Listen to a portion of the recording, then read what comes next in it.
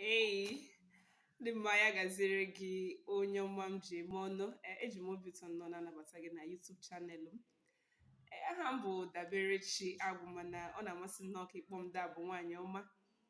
Ebe nọ bụ ebe ị kwesịrị ịnọ. Nke bụ eziokwu bụ na YouTube channel a ga na-amụ nnọọ ihe niile gbasara asụsụ Igbo, omenala ndị ịma na ọ dị nnọọ ka gasị nnọọ n'asụsụ Igbo anwụọla, mana anyị agaghị ekwe ka asụsụ Igbo nwụọ.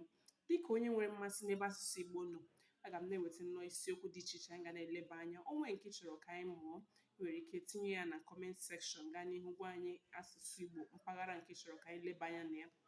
Anyị mana ọ na-eme mgbe ụfọdụ ndị mmadụ na-asụ asụsụ Igbo na-ele onye aha ya dịka onye si n'ime obodo, ha sị gị na ị dịghị posh, na iso gị nnọọ na nke ekwe na-akụ.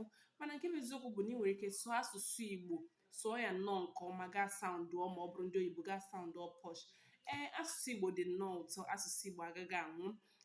Ana m agwa gị na ịnọ nnọọ n'ebe ị kwesịrị ịnọ. Echefukwala na abụ m onye hụrụ gị n'anya nakwa onye hụrụ n'anya. Ka anyị nọkọ nnọọ, gaa nnọọ n'ihu isonyere anyị. Ọ bụrụ na ịpịbeghị aka na akara sọbskripshọn anyị, akara sọbskripshọn bọtịn anyị, gaa n'ihu pinyere anyị aka ka ị nwee nnọọ ike na-anata ozi anyị mgbe ọbụla anyị tinyere ya.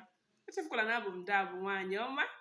Ahụrụ gị n'anya nke ukwuu. Ọ bụrụ nnọọ ndị asụsụ Yoruba, ha si monife, ndị Akwa Ibom, ndị agbata obi anyị na-asị mo mafie ntom, ndị Hausa ha na-asị dị ị na-asọ nki, ị na-asọ nka.